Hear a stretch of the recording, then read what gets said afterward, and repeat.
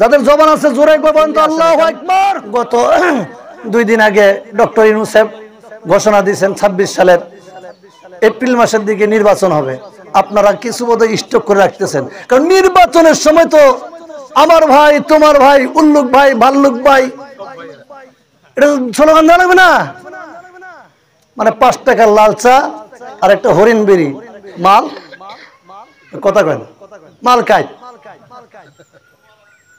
5 টাকার লাল চা দিবে আর হরিণ বিড়ি দিবে। আমার এই বাংলাদেশের দুর্নীতি কেন বন্ধ হয় না জানেন? কারণ এটার জন্য দায়ী জনগণ। কারণ যেই ব্যক্তি আসছে খলিফার দায়িত্ব পালন করার জন্য, আপনার কাছ থেকে সমর্থনটা নিতে যাই আগে আপনাকে 1000 টাকার নোট দিছে। দুর্নীতিটা আপনি শুরু করছেন, আমি শুরু করছি। ওরা ক্ষমতায় গিয়ে দুর্নীতি করবে, এটাই বাস্তব, কারণ শুরুটাই হয়েছে দুর্নীতি দিয়া। এবার বলেন আল্লাহু আকবার। তারপরে সবাই বলেন নাই আল্লাহু আকবার। এইবার কিছুটা হয়েছে, মানে যে আওয়াজ দিচ্ছেন এই আওয়াজে এই আপনার তারগার যে ইবলিস শয়তান গুলা আছে, এরা মনে করেন যে হয়তো বা 1-1.5 কিলোমিটার গেছে। পাশে তো এই আপনার সীতাকুণ্ডের ওই পাশে তো বর্ডারের কাছাকাছি, নাকি কাছাকাছি না? বর্ডারটা কাছাকাছি না?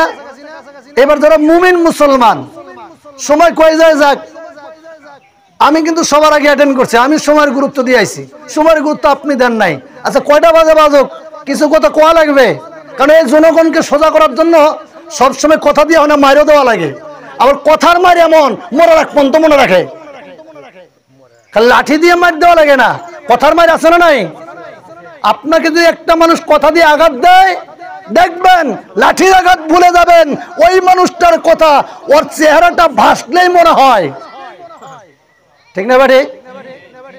তো এবার যারা আমরা মুমিন মুসলমান, নবীর উম্মত, আমি লিল্লাহে তাকবীর বলবো। যাদের 2টা হাত আছে একটু উপর দিকে জায়গায় দিয়া আল্লাহু আকবার বলতে পারবেন তো ইনশাআল্লাহ? লিল্লাহে তাকবীর, আল্লাহু আকবার। এই সাউন্ড লিল্লাহে তাকবীর, আল্লাহু আকবার, নারে তাকবীর, আল্লাহু আকবার। এইবার কিছুটা হয়েছে। শয়তান ইন্ডিয়ার কাছাকাছি গেছে, নরেন্দ্র মোদীর কাছে যাইয়া কবো যে আমার কিছু দেওয়া আজকে হ্যান্তে খেদাই দিচ্ছে, আমি শান্তি পাই নাই। তো শয়তান তো ওইখানেই আছে, কথা কয় না? শয়তান ওইখানে আছে না? মানে ফেরাউনের নানি তো ওখানেই আছে, আছে না?